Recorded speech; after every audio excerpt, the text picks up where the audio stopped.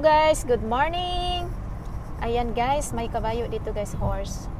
O yan, horse. Kalisa yan sa Pilipino, sa atin.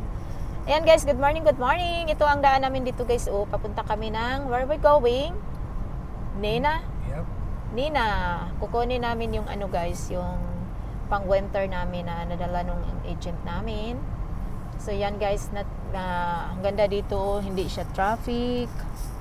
So, mainit siya ngayon. Nung paglabas ng namin ng bahay, medyo malamig. Pero ngayon, okay na siya, di ba? Wala talagang... Ayan guys, mananggi na ta guys. May mga mais sa langgi una. Ay, may mga tao din dito guys, nagtatanim ng mais. Pero hindi yan kinakain, no? Sabi ng asawa ko, pinapakain daw yan ng hayop. So, yon. I remember there's road. You're going to your sister? Oh yeah, Banduel. Ayan, na-remember ko na guys. Kasi ito kasing daan guys, palagi namin kasi itong dinadaanan tuwing pumupunta kami sa kapatid ng asawa ko. So kaya alam ko, di ba, familiar ko na. Para akong taga dito, hindi naman ako taga dito talaga. Nakikitira lang naman ako dito. Ayan, tingnan niyo guys, ang ganda ng Ayan.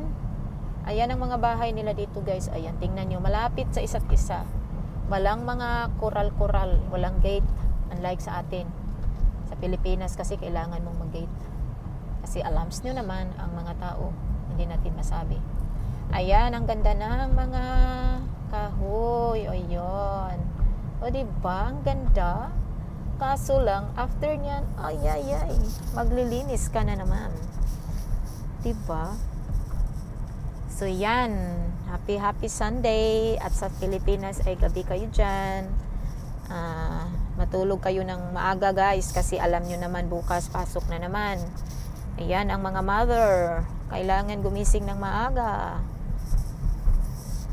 para naman magsaing sa mga anakis, diba? Yon, nandito kami. This is a city, we can call city. Yeah. Ito yung city guys, maliit lang siya, not so big. So, ayun. May mga dito. Yun guys. Where is your... I saw here something last time. This is your name, restaurant. I forgot, but I remember.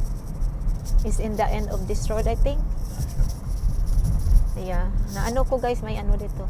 Ito yung paggawa. What you can call her? Paggawaan ng... The canning factory. Oh, ayan. That's where they can all the beans. Yan guys, factory daw yan. Paggawaan ng yung mga corn nilagay sa lata, yan yun. Ayan, ang factory nila. Ang lalaki, Ayan. Ang lalaki. Ayan guys, ang gandang lawak-lawak ng farm. This is a farm. Ang lawak-lawak. Na traffic, hindi talaga ma-traffic dito sa kanila. Kaya yung asawa ko talaga pagpunta ng city, parang ayaw niya pumunta ng city kasi nga nasanay kasi sila sa yung mga nila dito pag drive hindi ma-traffic. So kaya pag napunta sila ng malaking city, para silang napagod. O yun. Ayan guys, bye-bye.